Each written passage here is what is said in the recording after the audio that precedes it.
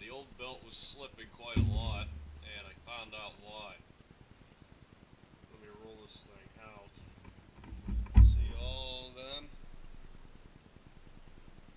Yeah, that's then needed to be replaced there for probably about 20 years or so. if not, if not sooner. So yeah, I got that done. I'm going to, being that I don't have a vehicle to run right now, I'm going to fire the MTD up as a cold start, and I will be taking that down to the gas station and getting my stuff and a couple gallon of gas. So stick with it. I'll be right back. Alright guys, now that I got the belt put back on, I need to adjust the variator, and I also need to adjust the clutch. That, and I'm also going to get the rest of the crappy fuel out of the fuel lines and fuel pump. So I'm going to prime the system now, and I'm going to end up getting, well, I'm sorry, I didn't mean prime. I'm going to clear the fuel system out, and then I'm going to put the carburetor back on and go from there. Alright guys, carb took a little bit longer than what I figured it would. I actually took the liberty of putting everything back in. So the air cleaner and everything else is on. I replaced both gaskets. They still have yet to get an air filter for it, but pulling on there now is not too bad. So let me go ahead and fire it up for you. See how you think you like it.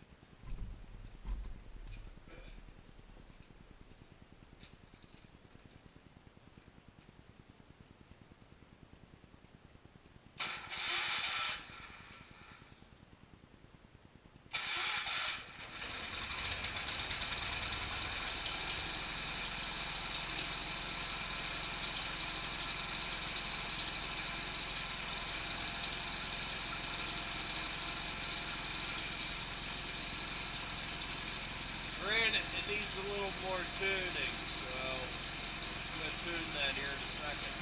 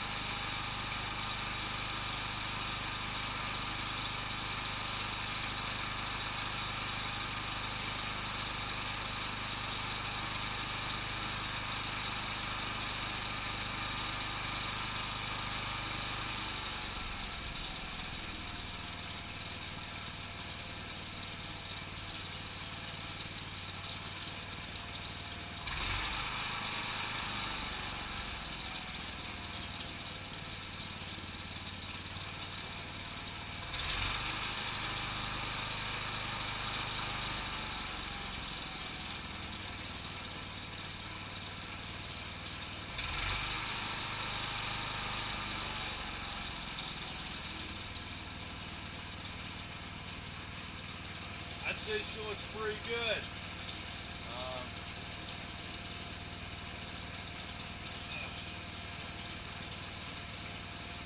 Before my hands freeze off, I'm going to go inside and warm up, so I'll be back here in a little bit, alright? Alright guys, John Deere ran good, but I have a problem. I was in 4th gear going up the road and it all of a sudden just stopped. Well, I went to look underneath of it, the daggone belt slid out from underneath the rear pulley. I think it may have bent it. I have no idea though. I haven't checked it out. I don't have time to do that today. I gotta go to work. You know how that is. Other than that, it ran great. The engine was tuned perfectly. I couldn't ask for a better carb rebuild. I couldn't ask for a better, whatchamacallit. You understand you get what I mean. Anyways, don't mind this. This is running. I gotta set the ignition timing on it real quick.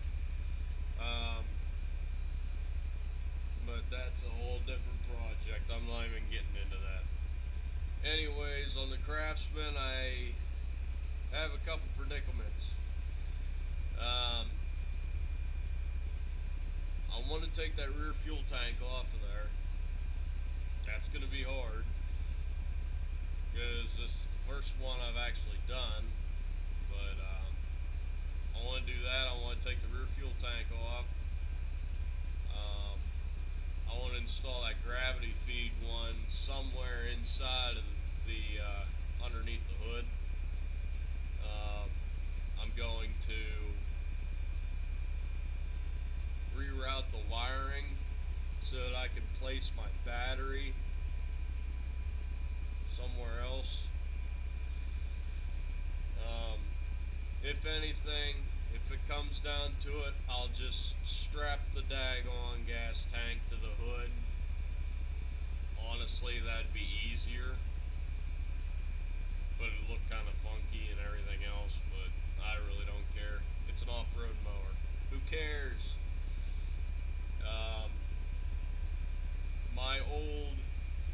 This is actually my fiance's. My old, see right over there with a jump pack on it. That's an old Ariens, but it's a Murray product. Or Iowa. I'm sorry, not Ariens. What am I talking about? But that has a 14.5 on it, and that's what I'm going to be using for the engine on the Craftsman. There's a few teeth on the flywheel that's sheared. I'm not worried about it. I'm going to end up putting a deck pulley on the top of it, making a pull rope system, so if I do get stuck, I'll be able to get out. I don't like that tractor just for the sake of being that the pedals on the right side, I don't like the clutch on the right side, and the frame's cracked, and I just don't care for it. So it's going on my Craftsman, and unfortunately my fiance is getting my MTD. The tank, in other words. So that's what I'm conjuring up right now. I might just leave the rear fuel tank on there just for shits and giggles and just hose clamp the line to the from the tank off. But I don't know. Leave your comments. Leave your opinions on what you think I should do.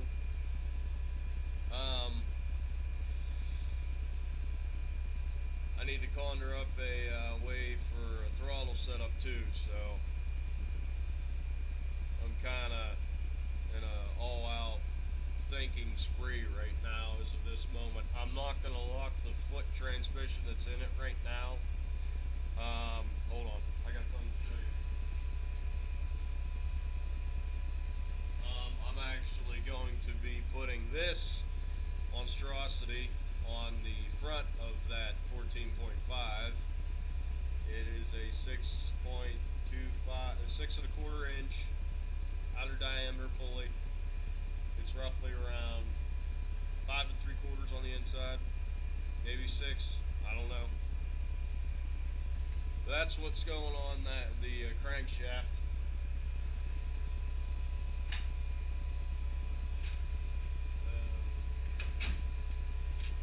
Let me see if I can find it here.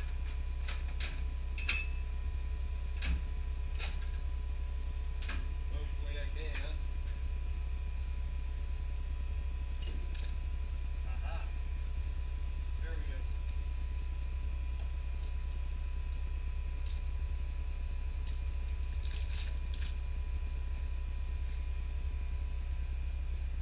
Now I know I gotta get a lot more of these, but these is what's also going on to that crankshaft.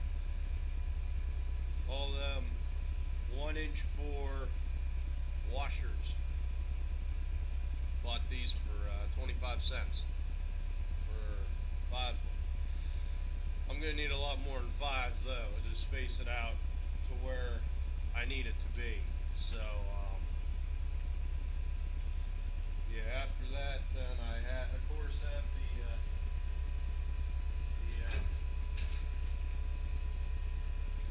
I can't freaking think of it at all. This is really bothering me. I have the bolt for the crankshaft around here somewhere.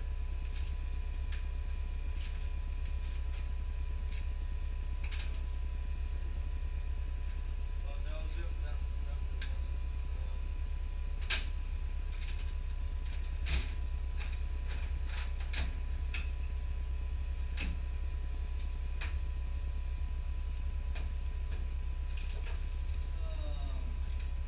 God, I have so much shit.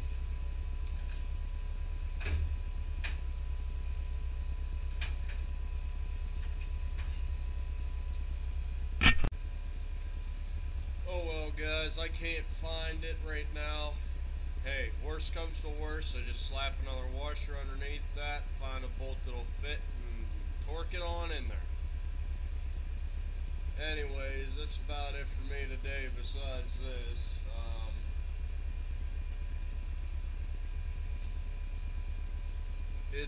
It's actually pretty nice outside. I'm quite surprised. Here, let me take it for a walk real quick.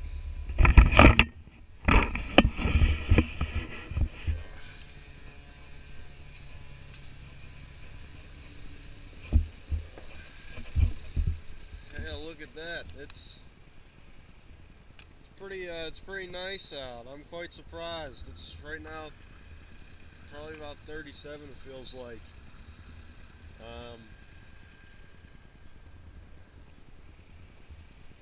Ice is melting, thank God. So now I'm on to this. Anyways, I'm Mr. JP Shaw and I'm signing out. Like, favorite, subscribe if you like the video. Like my Facebook page, facebook.com/Mr. JP Shaw 2601. And I will see you in another film pretty soon, because by the way the weather's looking, I think I'm going to get a lot more done. Stay tuned for more. See you.